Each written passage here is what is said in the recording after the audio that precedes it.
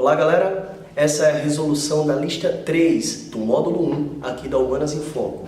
Nós responderemos as questões da 16 a 30 e nós nos concentraremos no estudo de História Geral. Nesse bloco de questões nós abordaremos as civilizações da Antiguidade Oriental e nós vamos examinar as principais características de cada um desses povos. Faremos a leitura da questão 16, é uma questão da Universidade Estadual da Feira de Santana de 2018 e o texto diz o seguinte: uma opinião aceita amplamente é a de que os gregos receberam o alfabeto dos povos fenícios. O nosso próprio alfabeto é derivado do alfabeto grego. Os intermediários foram os etruscos, cuja escrita foi transmitida aos romanos.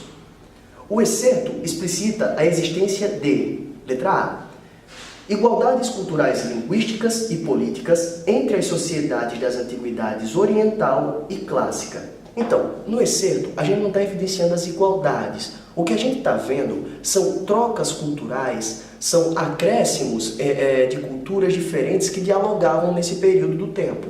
A letra A, ela não está correta. Na letra B, a gente lê o seguinte: desenvolvimento paralelos e independentes dos povos mesopotâmicos, semitas, africanos e greco-romanos. Então, o texto faz questão de deixar claro que não eram independentes ou paralelos, eles eram correlatos. Ou seja, existiam contatos e trocas culturais. A letra B está incorreta também. Na letra C diz: encontros intercivilizacionais e políticos decorrentes da formação do antigo Império Egípcio na Europa e na Ásia. Então, o que a gente evidencia aqui não é o destaque para o Egito e tampouco os seus contatos com a Europa e com a Ásia. A gente está dando destaque para os gregos e para os fenícios e a relação que surge ali através do alfabeto, que foi o destaque que nós demos no texto. A letra C está incorreta, a gente faz a leitura da letra D, que diz: diálogos e trocas culturais transcorridos na região do Mar Mediterrâneo na Antiguidade. A letra D está correta, porque na letra D você tem a totalidade dos eventos descritos no texto, que era esse intercâmbio cultural entre povos distintos em um mesmo período. Faremos a leitura da letra E, que diz: vínculos necessários entre difusão de regimes democráticos e formação cultural dos cidadãos. Então, a gente não está centrado na questão da democracia desenvolvida pelos gregos. E a democracia, principalmente a democracia ateniense, ela não vai ser o nosso foco nessa questão. Por esse motivo, nós eliminamos a letra E e na primeira questão marcaremos a letra D. Faremos a leitura da 17ª questão, da FAMERP 2018, que diz assim: com esta civilização surge uma vida econômica dominada pelo comércio marítimo, por favor, grife comércio marítimo. Tal traço lhe atribui uma originalidade precisa entre as civilizações orientais, às quais ela se liga por tantos laços.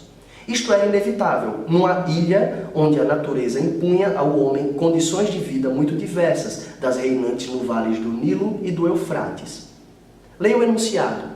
O excerto destaca a originalidade da civilização cretense entre 2000 e 1400 a.C., em relação às sociedades do Mediterrâneo Oriental e do Oriente Médio, caracterizadas. Então, o que a questão me pede são as características das sociedades ali do Oriente Médio e da região do Mar Mediterrâneo, com destaque para a civilização cretense. Como o texto me fala, eles não tinham a abundância que você encontrava no Vale do Nilo e do Eufrates, ou seja, a agricultura era muito difícil, o que os impunha a tentar comercializar e conseguir recursos através do comércio marítimo. Beleza? Vamos ler as alternativas. Letra A. Pela alta produção de gêneros alimentícios com o mínimo esforço individual. Isso aí é falso. A gente já pode ver que a produção de gêneros alimentícios era difícil e de baixa quantidade. Na letra B diz: pela inexistência de contatos comerciais com economias dos povos vizinhos. Ora, se eu desenvolvo o comércio marítimo, então eu tenho contato com outros povos. A letra B está incorreta. Na letra C fala: pela divisão socialmente igualitária dos bens produzidos em grande escala.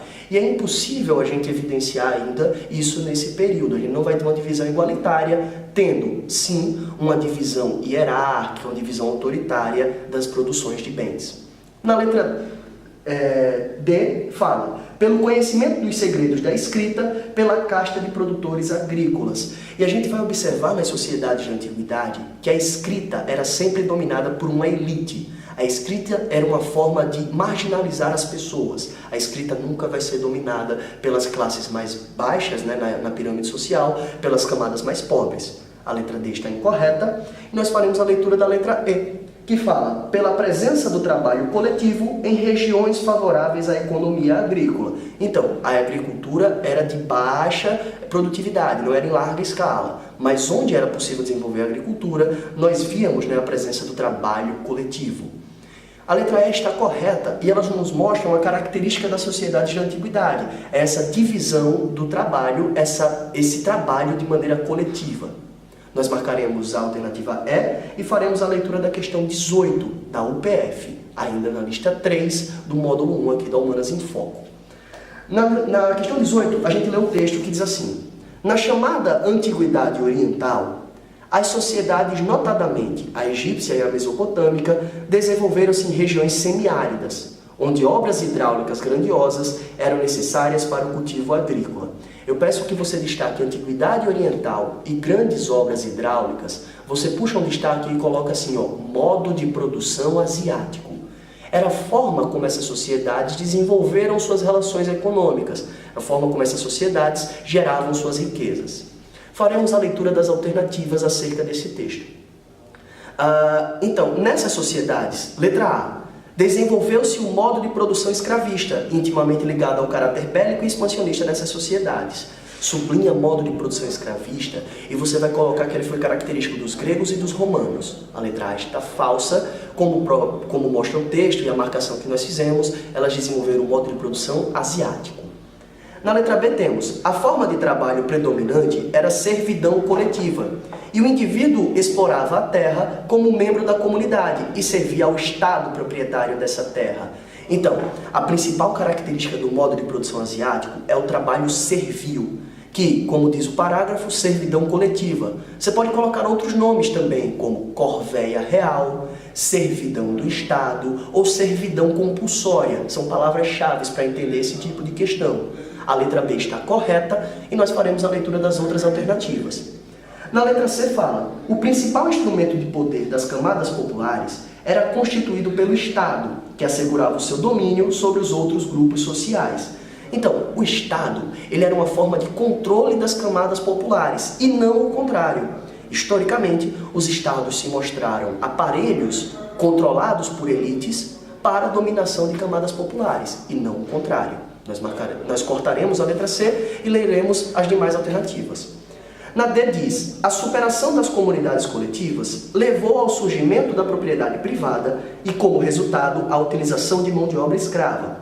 Novamente, essa alternativa está falsa, porque essa forma econômica ela vai surgir entre os gregos e os romanos, não entre as sociedades da Antiguidade Oriental. Na alternativa E fala, a ampla utilização do trabalho livre garantia a produção de excedentes que era necessária para as trocas comerciais e para o progresso econômico.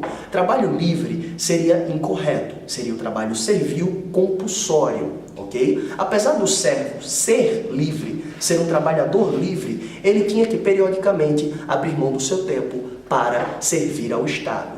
Nós marcaremos a alternativa B na questão 18 e nós faremos a leitura da questão 19, ainda da lista 3 do primeiro módulo. Na questão 19, tem uma alternativa aí da PUC de Campinas, em 2018, e o texto do Aymart fala o seguinte: a evolução realizou-se de fato e o conjunto das prescrições divinas que constituem a lei, Torá, por favor faça destaque em Torá, o livro sagrado dos judeus, e também os 5 primeiros livros da Bíblia cristã, Êxodo, Gênesis, Número, Levíticos e Deuteronômio. Nós estaremos centrando então os nossos estudos e o nosso debate nessa questão no povo hebreu.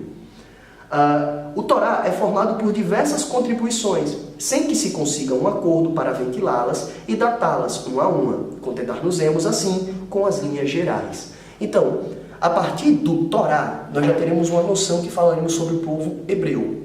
O povo hebreu que desenvolveu a religião judaica, posteriormente nós teremos o cristianismo e posteriormente uma das religiões que derivam do monoteísmo hebraico é o islamismo. 3 das grandes religiões monoteístas do mundo, então, derivam desse tronco, derivam desse povo. Vamos fazer a leitura das alternativas para pegar as principais características.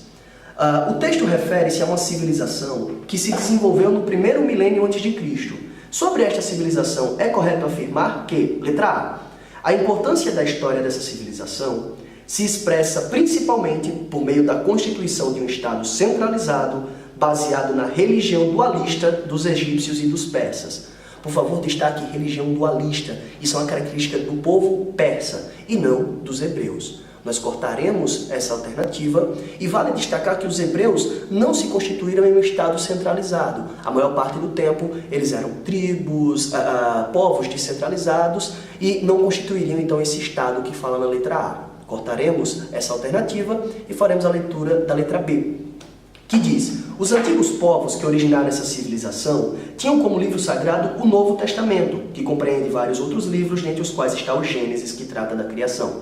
Bom, Gênesis está no Velho Testamento, é o primeiro livro da Bíblia Sagrada. O Novo Testamento, ele relata os acontecimentos da vida de Jesus Cristo, principalmente, que é, para os católicos e cristãos, o respectivo profeta. Como nós estamos falando dos judeus e nos centrando no Torá, essa alternativa está incorreta.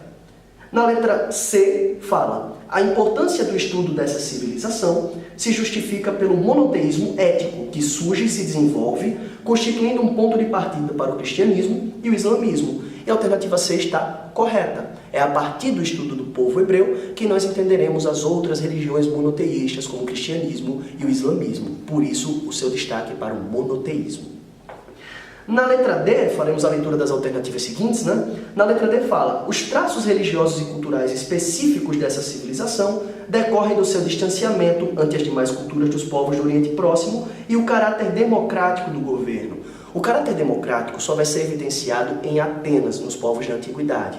E esse caráter esse distanciamento entre as demais culturas a gente não vai ver. Na verdade, os hebreus trocaram e interagiram com muitas outras culturas da sua época. A letra D está incorreta e na letra E nós leremos: os governantes dessa civilização eram considerados deuses, o que obrigava toda a população a prestar-lhes obediência e culto divino e a dedicar-se à produção para sustentar os reis. Coisa que está falsa. Os hebreus, eles, diferentemente de outros povos, acreditavam que existia um Deus único. E as pessoas na Terra seriam emissários ou profetas desse Deus, mas o governante nunca seria um Deus na Terra. Isso feriria o monoteísmo. Cortando todas as alternativas, nós marcaremos a letra C na questão 19 e faremos a leitura da questão de número 20, que é uma questão da Fundação Getúlio Vargas, de 2018. Faça a leitura do texto de José Rivair Macedo comigo. O cristianismo foi difundido nos territórios da Núbia a partir do século IV. Faço destaque para a Núbia, um reino africano. Por meio da língua copta, que passou a ser língua matriz religiosa de um cristianismo africano, que diferia da versão oficial romana, e depois da versão bizantina. Essa versão do cristianismo, que se afirmou ao longo dos séculos, por favor, faça o destaque enquanto eu leio, num intrincado processo de amálgamas entre a doutrina monofisista e os costumes das religiões tradicionais da África Negra. Ponto. Termino o destaque aí. É legal observar que o texto destaca a relação entre a cultura africana e a cultura romana. Uma mistura de elementos religiosos para formar um cristianismo tipicamente africano. Continuando a leitura do texto. A igreja axulita e depois a igreja etíope adotou para si o calendário e o rito litúrgico copta, retirado do modelo praticado pelo clero de Alexandria. Havia costumes como as danças e os tambores, os sacrifícios de cabras e, nos primeiros tempos, a admissão da poligamia. Além disso, havia a distinção entre o consumo da carne pura e impura, a proibição das mulheres de entrarem nos templos no dia seguinte ao que tiveram relações sexuais e a observação do sábado, e não do domingo, como dia consagrado. Aqui nós observamos elementos religiosos que diferem, mas têm uma origem semelhante em religiões distintas. O enunciado da questão fala: nessa versão do cristianismo, faremos a leitura das alternativas. Letra A. A simpatia pelas práticas religiosas externas e as restrições à religiosidade tradicional da África, o que é falso. Nós evidenciamos que as religiões tradicionais africanas se misturam em um complexo processo de sincretismo religioso. A letra A está falsa, na letra B tem uma aversão à religiosidade monoteísta de origem oriental, especialmente ao islamismo, o que é falso também. Não há uma aversão ao monoteísmo, há um culto ao monoteísmo. Na letra C fala a influência do cristianismo primitivo associada ao paganismo do norte da Europa que marcava os principais rituais. E nós não vamos ver o paganismo europeu aqui, as religiões tradicionais da Europa. Nós vamos ver religiões tradicionais africanas, por isso que a letra C está incorreta. Na letra D nós temos uma certa antecipação das práticas cristãs presentes nas religiões pós-reforma, como a ligação direta entre Deus e o fiel, coisa que também nós não evidenciamos nesse texto. Não há a distinção ou a aproximação entre Deus e o fiel. Você ainda tem os padres, você ainda teria a mediação dos profissionais da religião. Nós cortaremos a letra D e nos sobra a letra E, que diz um complexo processo de mistura e ressignificação de uma série de tradições religiosas, caso das africanas e do judaísmo, o que é a alternativa correta. Na 20ª questão, nós marcaremos letra E por ter destacado que a religião da igreja axumita, o copta, o etíope, como mostra o texto, é formada por um complexo processo de sincretismo religioso e de transformações religiosas. Nós faremos a leitura da questão seguinte, a questão 21, a uma questão da UDESC de 2017, que diz: quem construiu Tebas, a das 7 portas? Nos livros vem o nome dos reis, mas foram os reis que transportaram as pedras? Babilônia, tantas vezes destruída, quem outras tantas a reconstruiu? Em que casas da Lima Dourada moravam seus obreiros? Perguntas de um operário que lê, de Bertolt Brecht. E o texto seguinte é: Heródoto de Halicarnasso, nascido no século V a.C., é comumente conhecido como o pai da história. De acordo com o historiador François Hartog, Heródoto interessava-se, entre outras questões, pelas maravilhas e pelos monumentos considerados, muitas vezes, expressões da influência divina. Considerando os questionamentos de Bertolt Brecht, o enunciado da questão diz: assinale a alternativa que contém a melhor interpretação para a frase de Heródoto, o Egito é uma dádiva do Nilo. Então, para interpretar essa questão, vamos vê-la de diferentes maneiras. O pai da história, Heródoto de Halicarnasso, acreditava na influência divina e na história dos grandes homens e grandes reis. Já o texto do Brecht, ele fala sobre a questão de quem construiu essas obras, quem foram os trabalhadores que realmente ergueram esses impérios. A história lembra o nome dos reis, a história não lembra o nome dos trabalhadores. E as alternativas que nós vamos ler, nós vamos buscar aqui a correta. Na letra A fala: permite constatar o desconhecimento de Heródoto no que diz respeito à geografia, uma vez que os rios que atravessavam o território egípcio são Tigre e Eufrates. Então a alternativa A está claramente incorreta. Tigre e Eufrates são da região da Mesopotâmia. O rio Nilo, sim, constituiu o território egípcio. Na letra B fala: representa um anacronismo, pois no século V a.C., quando proferida, o Egito era ainda colônia do grande Império Bizantino. E isso é falso. O Egito não vai ser colônia do Império Bizantino. O Egito só vai ser conquistado pelo Império Romano séculos depois da vida de Heródoto e dos relatos que ele traz. Na letra C fala: atribui apenas a presença do Nilo, o desenvolvimento do Egito. Porém, não considera a importância da presença humana, do trabalho empreendido na utilização do rio e dos benefícios naturais para o desenvolvimento da região. E essa é a alternativa correta. Ao dizer que o Egito é uma dádiva do Nilo, faz parecer com que a grandeza da civilização egípcia foi um presente, foi uma misericórdia dada pelo Nilo, ou pelos deuses, coisa que nós não evidenciamos na história. Nós precisamos dar o destaque para a presença dos trabalhadores, como o texto do Bertolt Brecht fala. Nós marcaremos a alternativa C como correta e faremos a leitura das seguintes. A letra D diz: representa a profunda religiosidade do povo egípcio, o qual atribuía ao deus Nilo o desenvolvimento do império à época no período pré-dinástico. Primeiro, que não é no período pré-dinástico, e segundo, que não existia um deus Nilo. O Nilo era um rio agraciado, ou tinha suas cheias e vazantes de acordo com a vontade dos deuses, ok? E na letra E nós temos: atribui centralidade às ações do imperador Nilo, que entre os séculos 6 e 5 administrou o processo de expansão territorial do Império Egípcio, sem todavia ressaltar a participação dos soldados que lutavam sob o comando do imperador.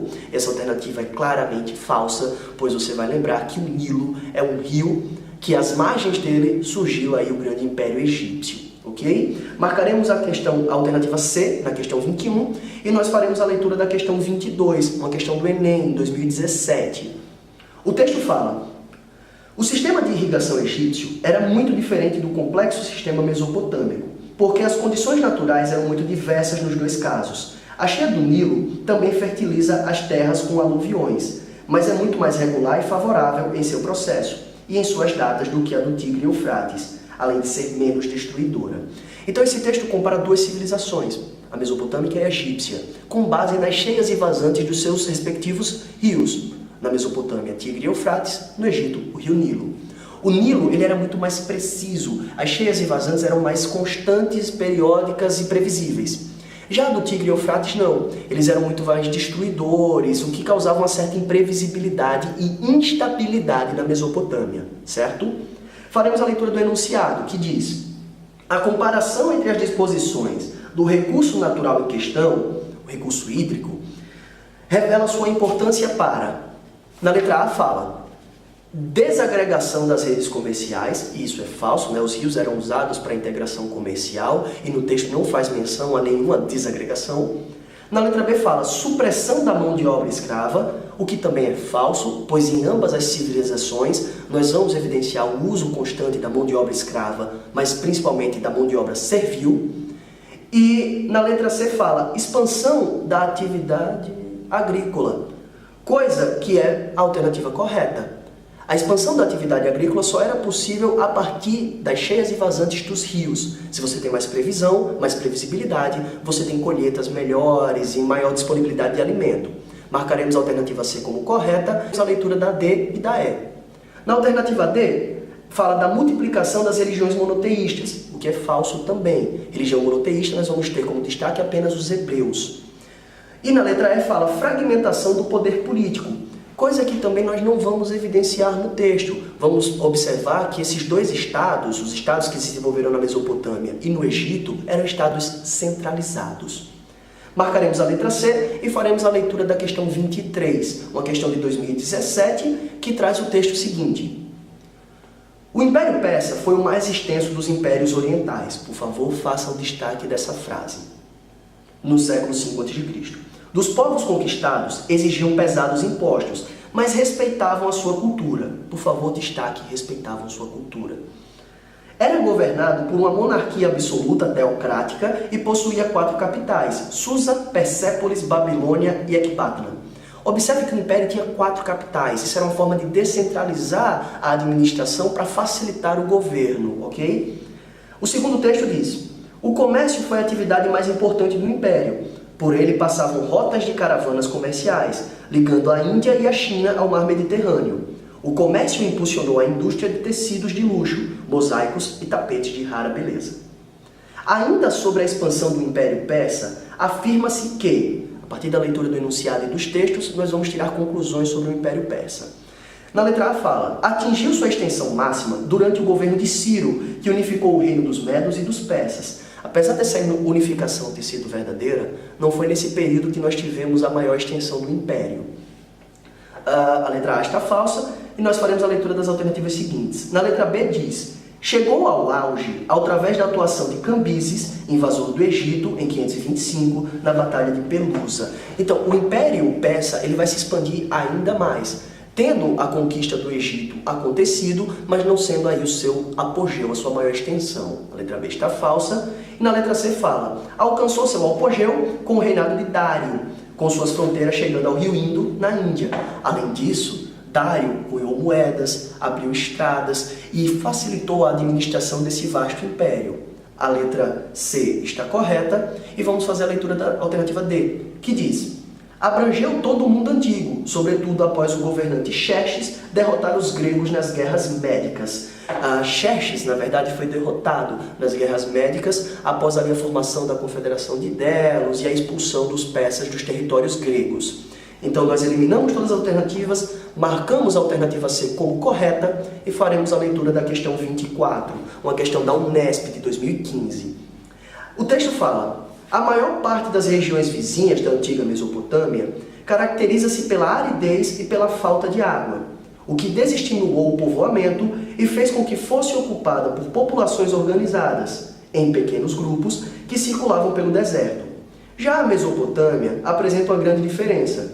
Embora marcada pela paisagem desértica, possui uma planície cortada por 2 grandes rios e diversos afluentes e córregos. Aqui a gente vai evidenciar, a possibilidade de desenvolvimento de sociedades sedentárias dentro do vale do rio Tigre e Eufrates.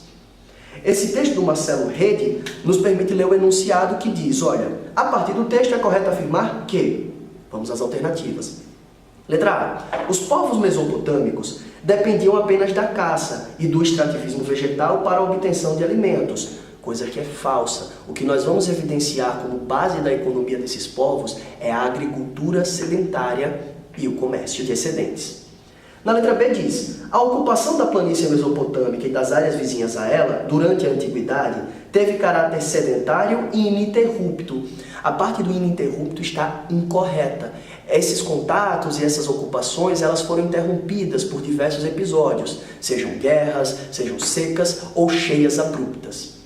Na letra C fala, a ocupação das áreas vizinhas da Mesopotâmia tinha características nômades e os povos mesopotâmicos praticavam a agricultura irrigada. Essa é a alternativa correta. Marcaremos a letra C por reconhecer que a agricultura irrigada e sedentária era a principal característica da planície, ali do rio Tigre e Eufrates, mas os povos vizinhos, eles tinham características nômades, eles tinham características ali de migração constante.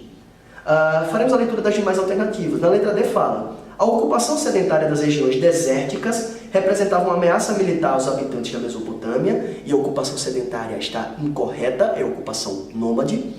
E na letra E, os povos mesopotâmicos jamais puderam se sedentarizar devido às dificuldades de obtenção de alimentos na região. E nós vemos, a partir da leitura do texto e das alternativas, que isso também está incorreto. Marcaremos a alternativa C e faremos a leitura da questão 25, também da Unesp, só que agora de 2016. E o texto é um trecho do Código de Hammurabi, um dos primeiros códigos de leis escritas da história, que foi ali escrito pelo rei Hammurabi da Babilônia, na Antiguidade Oriental. Vamos fazer a leitura do texto. Se a pessoa de alguém for surpreendida em flagrante com outro homem, ambos devem ser amarrados e jogados dentro d'água, mas o marido pode perdoar sua esposa, assim como o rei perdoa seus escravos. Observe a comparação entre o marido e o rei. Observe a comparação entre a esposa e o escravo. Isso evidencia um caráter patriarcal nessa sociedade. Se um homem for tomado como prisioneiro de guerra e houver sustento em sua casa, mas mesmo assim sua esposa deixar a casa por outra, esta mulher deverá ser judicialmente condenada e atirada na água. Ou seja, o homem, como sustentador da casa, ele tem relativas liberdades, mesmo sendo feito prisioneiro. A mulher, ela é punida caso ela abandone o sustento do marido ou o sustento do seu esposo que foi capturado. Se um homem for feito prisioneiro de guerra e não houver quem sustente sua esposa, ela deverá ir para outra casa e criar seus filhos. Se mais tarde o marido retornar e voltar a casa, então a esposa deverá retornar ao marido, assim como as crianças devem seguir seu pai. Observe novamente o caráter patriarcal desse código de leis. A esposa deve ser sempre submissa ao marido, não importa a condição que o outro esteja sujeito. E se o homem quiser se separar de sua esposa que lhe deu filhos, ele deve dar a ela a quantia do preço que pagou por ela e o dote que ela trouxe da casa de seu pai e deixá-la partir. Observe então que o homem paga por uma mulher, ela não é um indivíduo com liberdade, ela é propriedade. Isso mostra um caráter dessas sociedades antigas. Esses 4 preceitos selecionados no Código de Hammurabi de cerca de 1780 a.C. indicam uma sociedade caracterizada. Vamos às alternativas. Letra A. Pelo respeito ao poder real e pela solidariedade entre os povos. Não evidenciaremos solidariedade. O texto faz sempre menção a prisioneiros de guerra e capturados. Está falsa. Letra A. Letra B. Pela defesa da honra e da família numa perspectiva patriarcal. E a gente observa isso ao longo do texto todo. Nós marcaremos a letra B como verdadeira. Na letra C, vamos fazer a leitura das alternativas seguintes, né? Na letra C fala, pela isonomia entre os sexos e pela defesa da paz. As constantes menções entre submissão da mulher e guerras faz com que essa alternativa esteja incorreta. Na letra D fala, pela liberdade de natureza numa perspectiva iluminista, e também nós não vamos evidenciar liberdade nesse texto, muito menos uma perspectiva iluminista, lista do século XVIII depois de Cristo, então nós cortaremos a alternativa D. Nós não teremos aqui, então, uma perspectiva antropocêntrica e nem a valorização da fertilidade feminina. O que a gente vê é a valorização da figura do homem e a submissão da figura feminina a este ente patriarcal. Nós cortaremos todas as alternativas e marcaremos apenas a B como correta. Faremos a leitura da questão 26, é uma questão da FUVEST de 2015, que pede para que você analise 3 gravuras referentes ao Antigo Egito e ao seu modo de produção. Fazendo a análise das imagens, nós podemos afirmar que elas revelam, faremos a leitura das alternativas. Na letra A, o caráter familiar do cultivo agrícola no Oriente Próximo, dada a escassez de mão de obra e a proibição do trabalho compulsório no Antigo Egito, coisa que é falsa. Nós vamos lembrar que o Egito usava da mão de obra servil compulsória, então não era proibida, era via de regra. Na letra B fala, a inexistência de qualquer conhecimento tecnológico que permitisse o aprimoramento da produção de alimentos, que provocava longas temporadas de fome. E se você analisou as imagens com cuidado, você vai perceber que existiam aparatos tecnológicos que permitiam, um aproveitamento maior da colheita. A letra B está incorreta. Na letra C diz, o prevalecimento da agricultura como única atividade econômica, dada a impossibilidade de caça ou pesca nas regiões ocupadas pelo Antigo Egito, e essa alternativa está incorreta. Apesar da agricultura ser o principal ativo econômico, existiam outros agentes, como o comércio, como a pesca, como as trocas entre as civilizações, o que faz com que a agricultura não seja a única. Nós cortaremos a alternativa C e leremos as alternativas seguintes. A letra D diz, a dificuldade de acesso à água em todo o Egito, o que limitava as atividades de plantio e inviabilizava a criação de gado de maior porte. Na terceira gravura, você vai perceber que existe sim gado de grande porte. E você vai lembrar que o Egito, por ser margeado pelo Nilo e desaguar ali no mar Mediterrâneo, ele tinha acesso à água, ele tinha sim uma abundância de recurso hídrico. Nos resta então a letra E, que fala a importância das atividades agrícolas no Antigo Egito, que ocupavam os trabalhadores durante aproximadamente metade do ano, o que é verdadeiro. Os períodos de cheia e vazante do Nilo determinavam quando o contingente populacional seria convocado para o trabalho compulsório. Isso durava em torno de 6 meses por ano. Isso mostra a alternativa E como a correta após a análise das imagens. Faremos a leitura da questão 27, ainda na lista 3 do módulo 1 aqui da Humanas em Foco. E a questão 27 é uma questão da FGV de 2014. O texto diz o seguinte, após um longo período de dominação egípcia, os cuxitas reorganizaram seus domínios a partir do século IX e estabeleceram Napata como a capital do seu império. Analise o mapa abaixo com atenção e assinale a alternativa correta. Nessa questão é fundamental que você analise todos os aspectos do mapa. Observe que existem rotas comerciais, núcleos urbanos como Napata, que é mencionada no texto. Observe que existem períodos distintos de dominação, como a dominação persa, restrita ao norte do Egito, e como a dominação cuxita no próprio Egito.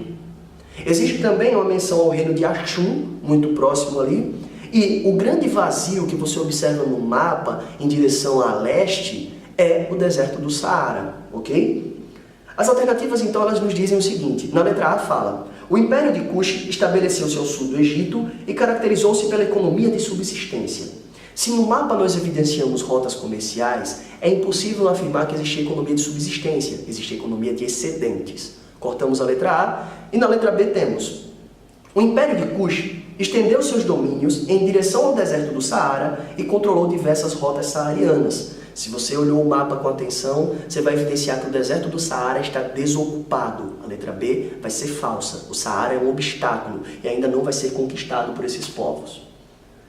Na letra C fala, apesar da expansão cuxita, o império não desenvolveu núcleos urbanos ou uma base administrativa, coisa que é falsa. Destaque para a capital, Napata. Na letra D, nós temos, os persas conquistaram todos os domínios cuxitas no século 8 a.C., e os domínios persas, eles se restringem ao norte do Egito. Os domínios persas que foram ali em torno do século 6, aproximadamente, ele está incorreto.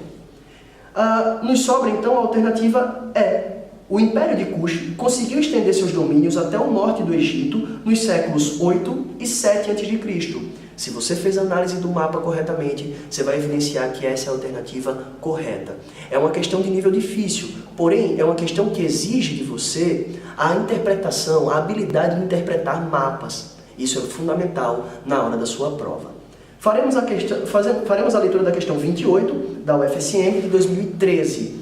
E ela mostra um mapa que destaca o Mar Mediterrâneo, domínios egípcios, domínios mesopotâmicos, mostra a região da Fenícia e mostra também a região em que os hebreus se desenvolveram, a região de Canaã, Damasco e Jericó. A leitura do texto diz o seguinte, olha, o mapa acima indica diversos caminhos do povo hebreu na antiguidade, destacando a migração de Ur para a Palestina, por volta de 1900 a.C., a ida ao Egito, 1700 a.C., e após 400 anos de escravidão no Egito, o êxodo, de 1200 a.C. A deportação para a Babilônia, que foi o cativeiro da Babilônia, na época dos caldeus, e o regresso à Palestina no século 6 a.C. A partir desses dados, nós podemos inferir que, vamos à leitura das alternativas. Letra A. O povo hebreu realizou trocas comerciais e culturais com o Egito e a Mesopotâmia, e essas trocas influíram na sua formação cultural e religiosa, o que é verdadeiro. Apesar dos episódios de escravidão, de cativeiro, aprisionamento, nós tivemos períodos de trocas comerciais pacíficas e trocas culturais que aconteceram ao longo da antiguidade. Ou seja, elementos mesopotâmicos, elementos egípcios e hebraicos foram incorporados e se misturaram nesse período. A letra A está correta, mas faremos a leitura das alternativas seguintes. Na letra B nós temos: como se percebiam como povo eleito por Deus, os hebreus recusavam qualquer influência das culturas e das religiões dos povos do Oriente Médio. Isso é falso. Os hebreus eles evoluíram de um politeísmo, se transformaram em um povo monoteísta. Mas isso não quer dizer que eles não absorveram elementos e vertentes de outras religiões e culturas. Vale destacar que o dualismo persa, a crença em dois deuses, foi traduzida para os hebreus na crença em duas forças. Esse dualismo é o que nós chamamos hoje de maniqueísmo. Então isso mostra que existiam trocas, existiam contatos e não a rejeição. Na letra C fala: a força política e militar dos hebreus se impôs sobre os reinos do Oriente Médio, originando uma cultura e religião dominantes na região, o que é falso. O povo hebreu, historicamente na antiguidade, foi perseguido, marginalizado e escravizado. Eles só conseguiram expandir sua religião no Império Romano, séculos depois. Na letra D nós temos: as migrações dos povos da antiguidade eram raras, devido às péssimas condições das estradas e à precariedade dos meios de transporte. E fazendo análise do mapa, é possível afirmar que as peregrinações não eram raras, eram constantes. Na letra E nós temos: as migrações de povos tornaram-se possíveis com as facilidades criadas pelas sociedades estatais no Egito e Mesopotâmia. É interessante destacar o termo facilidades. Não foram facilidades, foram entraves. Foram diversos episódios nefastos que possibilitaram ou que incentivaram os processos migratórios. Nós marcamos a alternativa A como correta e faremos a leitura da questão 29, uma questão da FGV, que diz: desde o início do século XIV, o Reino do Congo, moravam povos agricultores que, quando convocados pelo Mani-Congo, partiam em sua defesa contra inimigos de fora ou para controlar rebeliões de aldeias que queriam se desligar do reino. Aldeias, lubatas e cidades, banzas, pagavam tributos ao Mani-Congo, geralmente com o que produziam: alimentos, tecidos de ráfia vindos do Nordeste, sal vindo da costa, cobre vindo do Sudeste e zimbos, pequenos búzios afinalados, colhidos na região de Luanda, que serviam de moeda. O Mani-Congo, cercado de seus conselheiros, controlava o comércio, o trânsito de pessoas, recebia os impostos, exercia a justiça e buscava garantir a harmonia de vida do reino e das pessoas que viviam nele. Os limites do reino eram traçados pelo conjunto de aldeias que pagavam tributos ao poder central, devendo fidelidade a ele e recebendo proteção, tanto para os assuntos deste mundo como para os assuntos do além. Pois o Mani-Congo também era responsável pelas boas relações com os espíritos e os ancestrais. O Mani-Congo vivia em construções que se destacavam das outras, pelo tamanho, pelos muros que se cercavam, pelo labirinto de passagens que levavam um edifício a outro e pelos aposentos reais, que ficavam no centro desse conjunto. e eram decorados de tapetes e tecidos de ráfia. Ali o Mani vivia com suas mulheres, filhos, parentes, conselheiros, escravos, e só recebia os que tivessem nobreza suficiente para gozar desse privilégio. O texto da Marinha de Mello, a África e o Brasil africano, mostra as semelhanças entre uma corte africana, do Reino do Congo, e reinos tipicamente europeus. A presença da centralidade do poder, o contato entre o mundo terreno e o mundo divino, além de a fidelidade de tribos através do pagamento de tributos. Fazendo esses destaques no texto, a gente pode partir para a leitura do enunciado da questão. A partir da descrição do Reino do Congo, é correto afirmar que nesse reino, alternativa A, toda a organização administrativa estava voltada para a acumulação de riquezas nas mãos do soberano, que as redistribui entre as aldeias mais leais e com maior potencialidade econômica. Esse fato não pode ser evidenciado no texto, a gente não encontra essa descrição, certo? A organização administrativa estava centrada no rei, mas não era a partir desses preceitos dessa alternativa.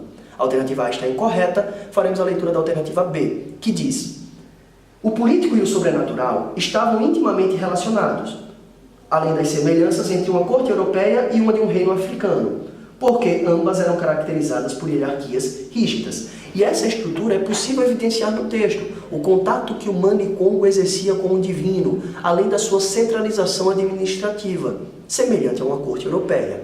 Nós marcaremos a alternativa B como correta e faremos a leitura das demais alternativas. Na letra C nós temos: a ordem política derivava de uma economia voltada para a produção, baseada no uso da mão de obra compulsória. Por isso o soberano era o maior beneficiado com a captura de homens para serem escravizados, e a gente não evidencia isso no texto, tá? O texto destaca que a ordem política se derivava através da lealdade de aldeias e o pagamento de tributos ao rei. Na letra D nós temos: a fragmentação do poder entre os chefes das aldeias e os conselheiros do soberano permitiu a consolidação de uma prática política pouco usual na África, na qual as decisões eram tomadas pelos moradores do reino. Aqui ele insinua um princípio de democracia, coisa que a gente não vê no texto. Nós evidenciamos a centralização na autoridade do rei, o Mani Congo. Na letra E nós temos: a prevalência da condição tribal favoreceu sua dominação por outros povos africanos, mas especialmente pelos comerciantes europeus, interessados na exploração de metais amoedáveis. Então, o que nós vamos evidenciar aqui não é a prevalência da condição tribal. Apesar de termos tribos que eram tributárias, pagadoras de tributos, nós temos a centralização em uma corte. Corte que foi enfraquecida por longos processos históricos, o que possibilitou a conquista e dominação por povos europeus. Mas não é isso que nós evidenciamos aqui no texto. Na questão 29, a questão da FGV, nós marcaremos a alternativa B e nós faremos a leitura da última questão da lista, a questão 30 da lista 3 aqui da Humanas em Foco. É uma questão da UPE de 2017 que mostra uma imagem, e essa imagem é descrita pelo texto abaixo, que diz: essa imagem mostra uma das faces do estandarte de Ur, a caixa de ressonância de uma lira da antiga cidade mesopotâmica de Ur, 2600 a.C., e representa cenas militares. Então estou olhando para cenas militares nessa imagem, 3 fileiras de soldados, e nós vamos evidenciar que nessa gravura é possível ver figuras de mais destaque, figuras que brilham mais e têm uma centralidade maior na imagem. Nós evidenciamos fileiras de infantaria de soldados organizados, carros de guerra puxados por cavalos, mas nós não evidenciamos arcos e flechas, por exemplo, ou armas que disparem projéteis. Nós vemos sim uma infantaria de lanças e espadas. Essa imagem, ela mostra um claro exército. E os exércitos da antiguidade, principalmente os assírios, por exemplo, que dominaram essa região, eles eram conhecidos pela sua crueldade e pela sua impiedosa conquista sobre outros povos. Nós vamos fazer a leitura das alternativas a partir desses princípios e a partir da análise das imagens. Na letra A, nós temos o domínio de armas de projéteis percebidos pela presença de arcos e flechas. E ao fazer a análise da imagem, não é possível ver arcos e flechas. Cortamos a alternativa A. Na alternativa B nós temos a misericórdia com os derrotados em batalha, que não são sacrificados nem humilhados. E a partir do estudo da história antiga, é possível perceber que a alternativa B está incorreta. Na alternativa C nós temos o processo político pacífico, que caracterizou o início da era imperial na Baixa Mesopotâmia. E por estarmos evidenciando um exército, nós não vamos destacar que o processo foi pacífico, e sim violento. Na alternativa D nós temos um exército formal, com divisões de infantaria uniformizada e carros de combate bem equipados, puxados a cavalo. Essa é a alternativa que nos agrada. A alternativa B descreve perfeitamente, a alternativa D, perdão, descreve perfeitamente a imagem que nos foi trazida pela UPE.